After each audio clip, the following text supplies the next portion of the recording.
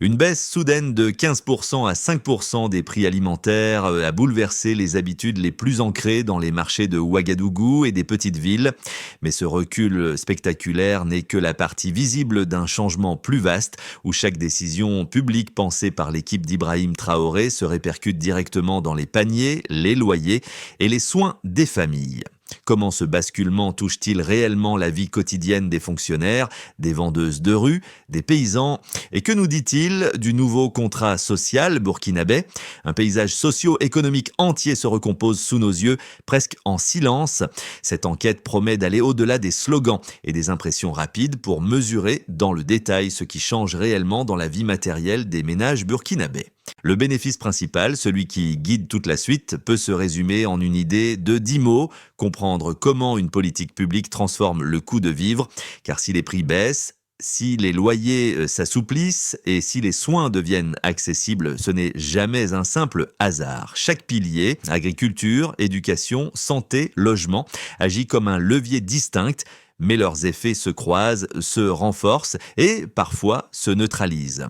L'enjeu est donc double, identifier les mécanismes qui fonctionnent et repérer ceux qui ne donnent pas encore les résultats espérés. Une micro-tension supplémentaire apparaît ici, presque invisible. Comprendre si cette trajectoire est durable ou si elle repose sur des conditions exceptionnelles appelées à disparaître. C'est ce fil que nous allons suivre de la terre aux salles de classe, des centres de santé aux nouveaux quartiers populaires. La première révélation tient en un chiffre simple. En 18 mois, l'inflation alimentaire est passée d'environ 15% à près de 5%, un basculement rarement observé dans un contexte régional aussi instable. La seconde révélation, moins visible mais tout aussi déterminante, est que cette décrue ne provient pas d'une seule réforme, mais d'un enchaînement de mesures coordonnées qui transforment simultanément la production, la distribution et l'accès aux services essentiels, révélant la cohérence stratégique initiée sous la conduite d'Ibrahim Traoré. Pour comprendre cette dynamique, il faut revenir au paysage initial.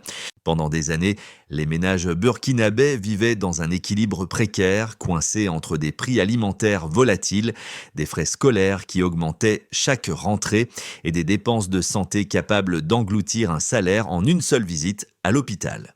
Le logement urbain, quant à lui, pesait lourdement sur les revenus, avec des loyers atteignant régulièrement 200 000 à 400 000 CFA selon les quartiers. Dans ce contexte, chaque choix domestique devenait un arbitrage douloureux.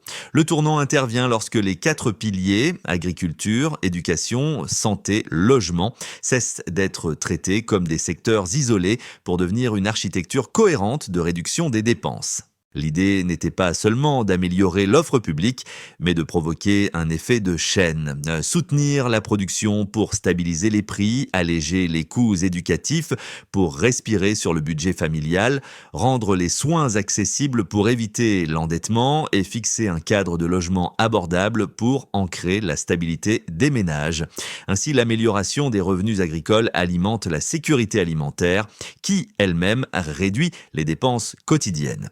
La gratuité scolaire libère des ressources réinvesties dans l'alimentation ou la santé et les unités de logement subventionnées diminuent la pression urbaine, renforçant un cercle vertueux d'accessibilité. C'est dans cette articulation précise, ce mécanisme où chaque pilier soutient le suivant, que réside la vraie transformation économique du Burkina Faso. Pour saisir concrètement les premières retombées de cette transformation, il est utile d'observer quelques trajectoires individuelles, celles qui révèlent la mécanique réelle des politiques publiques. Dans un village proche de Dori, une agricultrice raconte comment l'accès gratuit aux semences et la formation à l'irrigation ont doublé ses rendements en une saison sèche. Elle montre son nouveau petit magasin construit avec les bénéfices d'une récolte plus stable. Ce n'est pas une success story isolée, mais un exemple parmi des centaines dans les zones rurales où la variation des prix alimentaires se ressent désormais directement dans les revenus des ménages. À Waïgouya, un jeune couple qui vivait auparavant auparavant dans une pièce unique louée au mois expliquent qu'ils ont pu intégrer un programme de logement subventionné. Leurs dépenses immobilières ont été divisées par 4, libérant un espace financier essentiel pour l'alimentation et les soins. La stabilité résidentielle agit ici comme un socle. Elle permet de planifier, d'épargner et d'investir dans de petits projets. Leur témoignage montre comment une mesure structurelle se traduit par des gestes quotidiens plus sereins. Dans une école de périphérie, une enseignante note que la gratuité totale des fournitures a réduit drastiquement les absences. Les enfants arrivent en classe avec un repas chaud et un minimum de matériel, ce qui change l'ambiance générale et la capacité d'apprentissage. Les parents, eux, parlent d'un mois de septembre moins angoissant parce que la rentrée n'est plus un gouffre financier. Pris ensemble, ces récits dessinent une constante. La réduction du coût de vivre n'est pas une abstraction macroéconomique, mais une série d'effets immédiats, visibles dans les gestes les plus simples du quotidien. So what? Les premiers gains modifient déjà la manière dont les familles projettent leur avenir. Tout commence par une décision qui paraît technique, sécuriser la chaîne d'approvisionnement agricole. Un décret s'applique, les équipes descendent sur le terrain, les premières cargaisons de semences arrivent dans les provinces. Le mouvement est rapide, les coopératives sont contactées, les registres mis à jour, les parcelles réattribuées, le cadre est posé. Sous l'impulsion d'Ibrahim Traoré, l'État veut rompre avec les cycles de dépendance extérieure et rétablir un contrôle national sur les entrées critiques de la production alimentaire. L'activation se poursuit. Des pompes d'irrigation sont livrées dans les zones arides. Les ingénieurs hydrauliques forment des villageois. Les tests commencent. Des centres de transformation ouvrent, parfois dans d'anciens bâtiments inoccupés. Les moulins tournent. Les presses à huile fonctionnent. Des stocks se constituent. Les prix commencent à se stabiliser, doucement d'abord, puis de manière visible.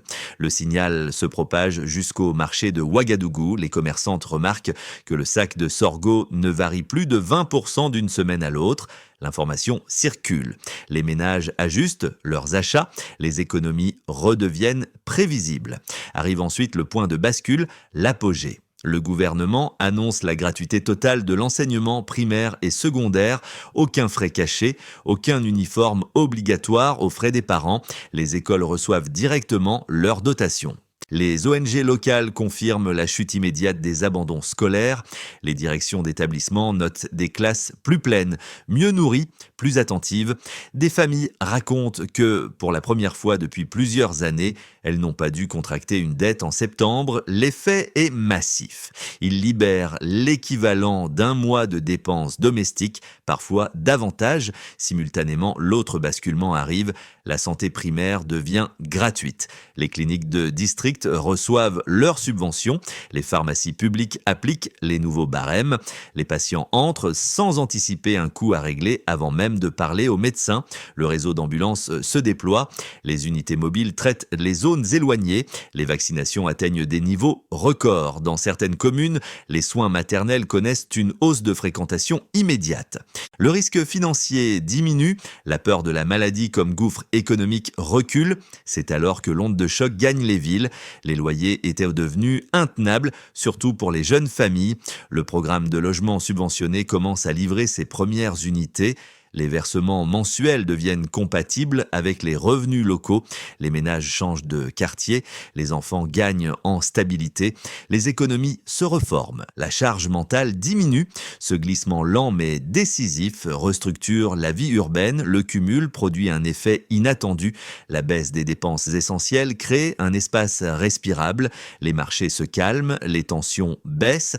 Les ménages reprennent des projets différés depuis longtemps. Ouvrir un petit commerce, reprendre une parcelle, réparer une toiture, financer une formation. Un mécanisme d'entraînement s'installe. La dynamique ne dépend plus seulement de l'État, elle se diffuse dans les foyers. C'est la phase de rémanence. Les choix initiaux, concentrés et rapides, laissent des traces durables. Ils modifient les comportements, les arbitrages, les attentes. Et ce sont ces modifications, presque invisibles, au jour le jour, qui indiquent que la transformation est installée, pas simplement annoncée. La donnée de départ est claire. Le coût moyen d'un panier alimentaire standard qui atteignait régulièrement un niveau correspondant à une inflation d'environ 15% se situe désormais plus près de 5%. Cette évolution mesure l'effet direct des politiques agricoles sur les dépenses quotidiennes des ménages. Elle montre surtout que la volatilité autrefois chronique commence à se résorber. Et cette baisse ne se limite pas aux grandes villes. Les relevés de marché indiquent un ralentissement similaire dans les zones rurales, ce qui confirme la diffusion uniforme du phénomène. Un deuxième indicateur confirme la même tendance. Le prix du kilogramme de farine de maïs, qui tournait autour de 600 CFA, oscille actuellement entre 450 et 500 CFA selon les régions. Cette variation reflète la stabilisation des intrants agricoles et de l'offre locale. L'écart peut sembler modeste à l'échelle individuelle, mais il devient significatif lorsqu'il touche des millions de consommateurs quotidiens. Les familles, notamment celles à revenus irréguliers, constatent immédiatement l'effet. Les dépenses de base cessent d'avaler la totalité du budget. La farine redevient un produit prévisible et cette prévisibilité est elle-même un facteur de sécurité économique. Le troisième indicateur concerne la santé. Les dépenses moyennes de soins primaires par ménage ont chuté d'environ 60% après la mise en place de la gratuité. Cette réduction ne traduit pas seulement la suppression des frais, elle résulte aussi d'une hausse de fréquentation des centres de santé qui permet des interventions plus précoces et donc moins coûteuses. Les soignants signalent une augmentation du nombre de consultations pour des maladies simples, autrefois négligées faute de moyens. Les familles disent qu'elles n'ont plus à retarder un traitement, ce qui réduit les complications. Le cercle est clair, accès plus rapide, soins plus efficaces, budget mieux maîtrisé. À ces chiffres centraux s'ajoutent des effets structurels moins visibles, mais tout aussi déterminants. Les coopératives agricoles rapportent des écarts plus faibles entre les prix de saison et hors saison, un point essentiel dans un pays dépendant historiquement des cycles climatiques. Les unités de transformation locales, soutenues par les programmes publics, fixent des prix planchers plus stables. Cela protège les producteurs contre les fluctuations extrêmes et garantit une disponibilité plus régulière pour les consommateurs. Les marchés, souvent affectés par des hausses brusques, semblent désormais moins vulnérables. Le domaine scolaire affiche également des données révélatrices. L'augmentation de 30% de la fréquentation en 2 ans modifie la distribution des dépenses domestiques. Les frais qui grevaient la rentrée disparaissent. Les ménages réaffectent une partie de ces économies à l'alimentation, aux vêtements ou à de petites réparations. La suppression d'environ 100 000 CFA de coûts annuels pour un élève du secondaire représente un soulagement massif.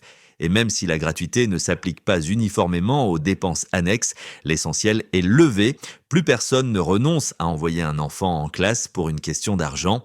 En additionnant ces tendances, une image se dessine. Les baisses de coûts ne se présentent pas comme des pics isolés, mais comme une chaîne continue de delta favorables, chacun renforçant le précédent. Cette continuité est ce qui distingue une réforme ponctuelle d'une transformation durable. Les données ici ne racontent pas seulement une amélioration, elles décrivent une structure qui se consolide mois après mois dans les budgets, les pratiques et les attentes des foyers. Les critiques les plus solides se concentrent généralement sur 2 points. Le premier argument avance que la gratuité systématique, éducation, santé, subventions agricoles, soutien au logement risque de créer une dépendance durable vis-à-vis de l'État. Selon cette position, un système où les ménages ne perdent plus directement pour les services essentiels pourrait affaiblir la capacité des institutions locales à maintenir des standards de qualité. L'idée sous-jacente est simple, si les services sont gratuits, leur financement devient fragile et leur résilience dépend trop fortement de la stabilité budgétaire nationale. Le deuxième argument, tout aussi sérieux, porte sur l'offre locale. Certains craignent qu'une baisse rapide des coûts de vivre ne soit pas soutenable si elle repose sur des solutions temporaires. Redistribution foncière encore récente, programme d'irrigation en phase d'expansion, centre de transformation en montée de charge. Selon cette thèse, les résultats visibles aujourd'hui pourraient s'atténuer dès que les conditions climatiques se durciront ou que les volumes de production augmenteront trop vite pour les infrastructures actuelles. L'inquiétude est claire. Un système qui progresse vite peut aussi rencontrer ses limites rapidement. Face à ces deux critiques, la réponse la plus robuste repose sur les données observées dans la réalité quotidienne. Toutes les réformes mentionnées dans les volets précédents montrent qu'il ne s'agit pas d'une simple gratuité sans stratégie, mais d'une chaîne cohérente d'investissement. Les intrants agricoles sont fournis avec formation. Les centres de transformation produisent et stabilisent les prix. La santé primaire gratuite s'accompagne d'un réseau d'ambulances et d'unités mobiles. L'éducation gratuite s'appuie sur une hausse réelle de fréquentation et de dotation aux écoles, et le logement subventionné se matérialise par des milliards d'unités déjà livrées. Chaque mesure vient donc avec une infrastructure concrète qui en sécurise les effets. La durabilité n'est pas ici un concept abstrait. Elle se lie dans la baisse simultanée de l'inflation alimentaire, dans la réduction massive des dépenses de soins, dans les loyers effectivement divisés et dans les taux de fréquentation scolaire qui montent de 30%. Ces éléments empiriques constituent la réponse. Les résultats ne sont pas fragiles, ils sont enracinés dans des mécanismes déjà visibles sur le terrain. Tout bascule ici. Ce point médian révèle une dynamique que les chiffres seuls ne suffisent plus à expliquer. La réduction du coût de vivre n'est pas seulement la somme d'initiatives sectorielles, elle prend la forme d'un mouvement structuré où chaque amélioration alimente la suivante. C'est ici que revient le nom d'Ibrahim Traoré, non pas comme figure centrale de discours politique, mais comme point d'articulation entre des réformes dispersées qui trouvent soudain leur cohérence. Un détail souvent ignoré éclaire ce changement. Dans plusieurs quartiers périphériques, les familles expliquent que les économies réalisées sur la scolarité gratuite permettent d'acheter plus régulièrement des produits agricoles devenus moins chers, ce qui augmente mécaniquement le volume écoulé par les coopératives locales. Cette augmentation soutient les producteurs qui, à leur tour, stabilisent davantage les prix. L'effet circulaire apparaît clairement. L'éducation allège le budget, l'agriculture réduit les risques et les ménages réinvestissent dans un système qui tourne mieux. Le midpoint révèle donc une vérité simple. Les réformes ne fonctionnent pas isolément, mais en réseau. Et c'est précisément à ce stade que l'on comprend que la transformation n'est plus réversible. Les effets concrets de cette transformation peuvent être observés en cartographiant son impact sur 4 groupes distincts: les institutions publiques, les acteurs économiques, les foyers et enfin l'environnement régional. Cette répartition permet de comprendre non seulement ce qui change pour chacun, mais aussi comment les dynamiques se renforcent entre elles. À ce stade mentionner le rôle d'Ibrahim Traoré n'est pas un effet rhétorique. C'est reconnaître la cohérence d'une stratégie dont les conséquences s'entrecroisent directement dans ces 4 sphères. On peut évoquer que les institutions publiques, NN, l'État bénéficie en premier lieu d'une stabilisation administrative. Les services éducatifs, sanitaires et agricoles signalent une meilleure prévisibilité des flux grâce à la gratuité financée par des dotations directes. Les centres de santé n'attendent plus des paiements individuels incertains. Ils fonctionnent à partir de budgets alloués. Les écoles observent d'une fréquentation plus régulière, ce qui rend la planification plus fiable. Et les programmes agricoles structurent enfin une base de production moins soumise aux importations. L'État gagne en capacité d'anticipation. On peut évoquer que les acteurs économiques, DN, pour les petites entreprises, les coopératives et les commerçants, la baisse de la volatilité des prix modifie profondément les pratiques. Les coopératives de femmes, désormais fournisseurs réguliers de cantines scolaires et de centres de santé, disposent d'un débouché stable. Les moulins et presses à huile communautaire créent des marges locales. Les commerçantes de marché profitent de prix plus constants, réduisant les risques de perte. Le logement subventionné ouvre aussi un nouveau segment à petite échelle: réparation, peinture, petits services urbains. Une microéconomie nouvelle se tisse autour des foyers stabilisés. Ce n'est pas une croissance spectaculaire, mais une expansion solide, continue. On peut évoquer que les ménages, ND, c'est ici que les effets sont les plus visibles. Les familles constatent la chute simultanée de plusieurs postes de dépenses, panier alimentaire plus stable, frais scolaires annulés, soins primaires gratuits, loyer compressé lorsqu'un logement subventionné est attribué. L'économie réalisée sur la rentrée scolaire équivaut parfois à un mois complet de dépenses domestiques. La baisse de la farine et des produits de base permet de sécuriser l'alimentation. Les ménages réinvestissent aussitôt ces gains dans des achats réguliers, des réparations ou de petites activités commerciales. L'amélioration est progressive mais ressentie immédiatement. Et dans leur témoignage, le nom d'Ibrahim Traoré apparaît souvent comme marqueur d'une rupture dans la trajectoire de leur budget. On peut évoquer que le cadre régional qu'avait le Burkina Faso, longtemps dépendant des importations alimentaires, commence à réduire cette exposition. Les importations de riz chutent de 50%, ce qui modifie l'équilibre avec les pays voisins. L'augmentation de l'activité de transformation locale crée un espace économique nouveau tout en diminuant la fuite de devises. Les projets solaires et de biogaz réduisent également la dépendance énergétique. Ces évolutions, même partielles, améliorent la résilience régionale. Elles attirent l'attention des observateurs qui y voient un modèle émergent fondé non pas sur l'aide extérieure mais sur la consolidation interne. Pris ensemble, ces 4 angles montrent que la transformation ne se résume ni au prix ni au discours. Elle s'enracine dans des pratiques quotidiennes qui reconfigurent l'ensemble du fonctionnement national. À ce stade de la trajectoire, il devient pertinent d'envisager 3 scénarios pour les 12 prochains mois. Chacun s'appuie uniquement sur les dynamiques déjà observées, la stabilisation agricole, la gratuité élargie des services publics et la baisse effective de plusieurs postes de dépenses. Il ne s'agit pas de prévisions catégoriques, mais de projections cohérentes avec les mécanismes actuellement visibles. On peut évoquer que scénario de base, consolidation progressive. Dans cette hypothèse, les tendances observées se maintiennent sans accélération particulière. Les programmes agricoles poursuivent leur montée en charge, les centres de transformation renforcent leur capacité et les prix alimentaires se stabilisent autour des niveaux actuels. Les écoles continuent d'enregistrer une fréquentation élevée, soutenue par la régularité des repas et des fournitures. Les foyers bénéficient d'une marge de manœuvre budgétaire croissante, mais l'impact demeure graduel. Ce scénario suppose que les infrastructures récemment créées fonctionnent à un rythme constant et que les chaînes logistiques restent fiables. On peut évoquer que scénario optimiste, effet multiplicateur. Ici, l'interaction entre les piliers s'intensifie.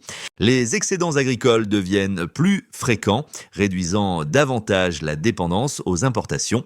Les coopératives, soutenues par une demande intérieure croissante, diversifient leur production. Les coûts de l'armée de santé restent bas grâce à une fréquentation accrue des établissements, ce qui limite les complications médicales. Le logement subventionné crée un nouvel équilibre urbain permettant à des milliers de foyers de stabiliser leurs dépenses.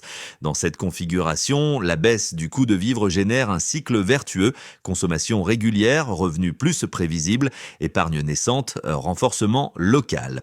On peut évoquer que scénario pessimiste, tension logistique ou climatique. Ce scénario n'annule pas les gains actuels mais peut en ralentir l'effet. Une saison agricole plus faible, un retard dans la distribution des intrants ou une saturation des centres de transformation pourraient perturber la continuité observée. Les prix alimentaires remonteraient légèrement sans revenir au niveau antérieur. Les services publics resteraient gratuits, mais la pression sur les infrastructures pourrait augmenter la charge de travail. La marge de sécurité des ménages diminuerait, rendant les améliorations moins perceptibles au quotidien. Une recommandation de pensée s'impose. Plutôt que d'adopter un seul scénario, il est utile de suivre les indicateurs clés déjà éprouvés: volatilité des prix, fréquentation des écoles, coût de santé réel, cadence de livraison des logements. Ces signaux plus fiables que les discours permettront de comprendre si le mouvement s'étend, se stabilise ou ralentit. Pour comprendre comment cette transformation résonne auprès du public, il faut se tourner vers 3 groupes qui vivent ces changements avec une intensité particulière. Chaque groupe y trouve un bénéfice spécifique, mais aussi une nouvelle manière de se projeter dans l'avenir. Premier cercle, les travailleurs précaires. ceux qui vivent de revenus instables, vendeuses de marché, manœuvres journaliers, artisans saisonniers, ressentent immédiatement la diminution des coûts essentiels. Lorsque les prix alimentaires se stabilisent, ils peuvent prévoir leurs dépenses hebdomadaires. Lorsque les soins deviennent gratuits, ils n'ont plus à différer un traitement. Pour eux, la transformation signifie surtout une réduction du risque quotidien, moins de surprises financières, plus de marge respirable. Deuxième cercle, les parents et familles nombreuses. La suppression des frais scolaires change tout. Les fournitures distribuées, les repas servis, les inscriptions garanties permettent d'aborder la rentrée sans dette. Beaucoup expliquent qu'ils n'avaient jamais connu une année où septembre ne signifiait pas un trou budgétaire. Le logement subventionné s'ajoute parfois à ce soulagement, créant une stabilité résidentielle qui améliore immédiatement l'alimentation, l'hygiène et l'organisation familiale. Troisième cercle, les jeunes urbains. Pour eux, la transformation se lie dans les possibilités nouvelles. Avec des loyers compressés, certains peuvent quitter des logements surpeuplés. Avec la baisse des dépenses essentielles, ils arrivent à financer une formation courte, un stage, un petit matériel de travail. Même de modestes améliorations changent leur trajectoire. La ville devient moins hostile, les projets moins risqués, l'avenir un peu plus concret. Ces trois cercles montrent que la baisse du coût de vivre ne se résume pas à un chiffre. Elle redessine la manière de vivre, de travailler et de planifier. La période qui s'ouvre nécessite une méthode précise, structurée, qui permette de maintenir les acquis tout en consolidant les infrastructures qui les soutiennent. Dans cette logique, plusieurs étapes peuvent guider l'action publique et locale. Elles s'appuient uniquement sur les dynamiques déjà visibles, sans projeter de données nouvelles. Le rôle d'Ibrahim Traoré apparaît ici comme point de continuité. Il garantit l'alignement entre les différentes administrations impliquées. Étape 1, renforcer la distribution agricole. Les coopératives doivent recevoir un calendrier fixe d'approvisionnement en intrants géré par les services régionaux. Chaque trimestre, un contrôle des stocks et des rendements doit être effectué. L'indicateur principal, stabilité des prix au marché. Étape 2, étendre la capacité des centres de transformation. Les unités existantes doivent augmenter leur volume grâce à des machines additionnelles. Les municipalités prennent en charge la maintenance, pendant que les coopératives gèrent la production. Indicateur, régularité des flux et réduction des ruptures. Étape 3, consolider la gratuité scolaire et sanitaire. Les écoles et cliniques doivent recevoir un budget planifié à l'avance avec une mise à jour semestrielle. Indicateur, fréquentation scolaire et affluence médicale stable. Étape 4, accélérer les programmes de logement subventionnés. Les communes identifient les terrains, l'État finance les matériaux locaux, les entreprises communautaires construisent. Indicateur, nombre d'unités livrées et loyers effectivement réduit. Étape 5, créer un tableau de bord national. Un rapport mensuel synthétise prix alimentaires, coûts de santé réels, fréquentation scolaire et cadence des livraisons immobilières. Indicateur, cohérence entre les 4 piliers. En articulant ces étapes, la transformation gagne en continuité et évite les ruptures structurelles. Lorsque l'on revient à l'agricultrice de Dori ou au jeune couple d'Ouaïgouya, les contours de cette transformation prennent un visage plus humain. Leurs gestes, puiser l'eau d'une pompe, installer récemment, préparer un repas plus complet, payer un logement enfin compatible avec leurs revenus, résument mieux que n'importe quel rapport la portée du changement en cours. C'est là que se perçoit la cohérence des choix publics et c'est aussi là que réapparaît naturellement le nom d'Ibrahim Traoré, non comme symbole figé, mais comme fil conducteur d'une dynamique vécue au quotidien. Chaque amélioration semble modeste lorsqu'on la regarde isolément, un prix qui baisse, une visite médicale devenue gratuite, un cahier distribué à un enfant. Pourtant, lorsqu'on les relie, elles forment une trajectoire entière, une manière nouvelle de se tenir face à l'avenir. Les familles parlent moins d'incertitude, plus de projets, moins de survie, plus de stabilité. Le callback éclaire ce qui a commencé dans des villages, des écoles et des quartiers périphériques est en train de redessiner une manière de vivre. Et c'est ce glissement silencieux qui raconte le mieux la transformation. Ce qui se déroule aujourd'hui au Burkina Faso dépasse les statistiques et les tableaux de bord. C'est une reconstruction patiente d'un tissu social longtemps étiré, parfois fragilisé, mais jamais brisé. Les villages qui s'éclairent, les écoles qui se remplissent, les marchés qui se stabilisent, tous ces signes racontent une même volonté collective de reprendre la maîtrise du quotidien. La transformation ne se mesure pas seulement dans les prix qui baissent, mais dans la confiance qui revient, dans les gestes simples qui redeviennent possibles. Si vous suivez ces évolutions, vous faites partie de cette conversation essentielle, comprendre comment une société choisit d'investir dans sa propre solidité. Et si vous partagez ces récits, vous contribuez à élargir le regard porté sur un pays souvent raconté par d'autres, rarement par ceux qui le vivent. Alors, à votre avis, quels sont les changements qui mériteraient d'être observés de plus près dans les prochains mois ?